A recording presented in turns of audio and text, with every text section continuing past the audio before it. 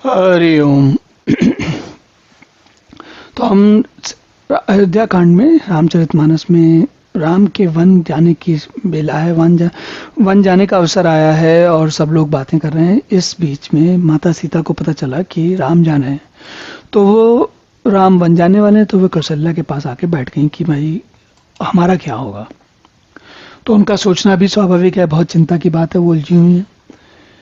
और सी माता जो है, माता कौशल्या, भगवान राम से कहती हैं कि भाई इन्होंने तो बहुत प्यार से जीवन चलाया, इनका बहुत सुकुमार है, ऐसी स्थिति में इनका क्या होगा ये कहना कठिन है। क्या करें, इनको तुम लेके जाओगे क्या वन की तरफ? तो ऐसी सोच करके उनका मन इस विचार में अटका हुआ है। और इसी स्थिति तभी वो आगे कहती हैं, करि के हरि निश्चर चरहि दुष्ट जंतु बन भूरि विष वाटिका की सोह सुत सुबग जसीवन सजीवन मूरी। तो करि के हरि, हाथी, सिंह, राक्षस आदि अनेक दुष्ट जीव जंतु वन में विचरते फिरते हैं। विष वाटिका की हों सुत पेट पुत्र, क्या विष की वाटिका में सुंदर संजीवनी बूटी शोभा पा सकती है? मतलब क्या सीता वन का जीवन, मतलब उसमें उनसे सहा जाएगा, रह पाएंगी वन में? बन हित कोल की रात किशोरी रची बिरंच विषय सुख भोरी पाहन क्रम जिम कठिन स्वभाव तिन्हि कलेश न कानन काहू। वन के लिए तो ब्रह्मा जी ने विषय सुख को न जानने वाली कोल और भीलों की लड़कियों को रचा है, जिनका पत्थर के कीड़े ऐसा कठोर स्वभाव है, उन्हें वन में कभी क्लेश नहीं होता। तो वो ये मतलब वन का जीवन बहुत कठिन होता है, और कोल और भीलों की लड़कियां तो सह सकती हैं, एक राजकुमारी के लिए, जो वो भी जो सीता की तरह सुकुमारी है, उसके लिए तो बहुत ही कठिन है। काय तापस ते कानन जोगु जिन तप हेतु तजा सब भोगु सेवन बसे बात तात कहीं बातें चित्र लिखित कपि देख डराती। अथवा तपस्वियों की स्त्रियां वन में रहने होंगे, जिन्होंने तपस्या के लिए सारे भोग सब भोग तज दिए।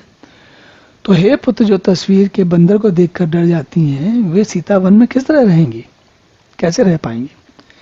सर सर सुबग बनज बनचारी डाबर जोग की हंस कुमारी हस बिचारी जैसे आय सो होई मैं सिख देव जाने थे जान के हैं सोई। कह रही है, देव सरोवर के कमल वन में विचरण करने वाली हंसनी क्या गड़ैयों तलैयों में रहने के लिए योग्य है?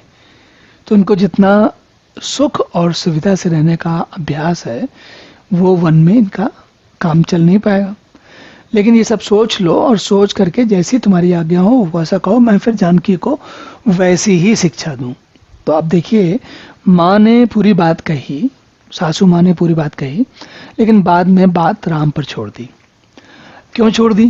क्योंकि होता क्या है कि एक, अब ये हमारे यहाँ की परंपरा है भारत के लोगों की, और संभवतः पूरे विश्व में होगी, हमारे भारत की ही क्यों, कि जो लोग जब एक बार किसी स्त्री का विवाह हो जाता है, तो उसकी जीवन के जो उसके निर्णय हैं वो उसके पति पर छोड़ दिए जाते हैं।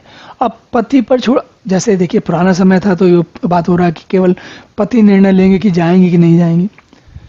लेकिन भगवान राम जो है ऐसे पति नहीं है कि जो मन में आया कह दिया, तो वो कुछ और भी बात करेंगे, समझाएंगे। वो ऐसा निर्णय ऐसा नहीं लेते हैं कि बस ले लिया, कह दिया तो कह दिया। उनके समय में स्थिति कुछ अलग है। और क्या है, तो कहते हैं, जौ से भवन रहे कह अम्बा मोह कह हो बहुत अवलंबा सुनि रघुवीर मातु प्रियवानी सील स्नेह सुधा जनुसानी। माता लेकिन साथ साथ में ये भी बात कहती हैं, अगर सीता घर में रहें तो मुझको बहुत सहारा हो जाएगा। और श्री रामचंद्र जी ने माता की प्रियवाणी सुनकर जो स्नेह और सील से सनी हुई थी, देखिए दोनों तरफ का पक्ष रख रही माँ भी।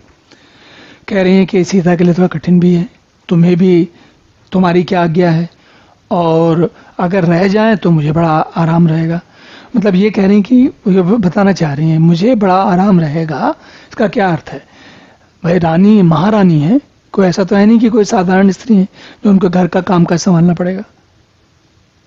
तो वो ये कहना चाह रही हैं कि अगर मेरे साथ रहेंगे तो मैं वैसे ही सुख से रखूंगी जैसे अभी तक रखा है, कुछ चिंता की बात नहीं। मतलब उन्होंने दो सप्त प्रकार की बातें कह के उन्होंने निर्णय भगवान राम पर छोड़ दिया।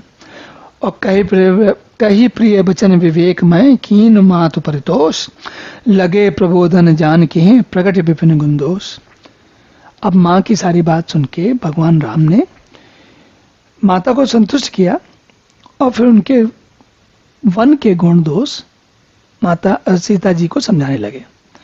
तो कैसे समझाते हैं, क्या क्या कहते हैं, इस बारे में वो हम लोग देखते हैं अगले सत्र में। तब तक के लिए हरि ओम।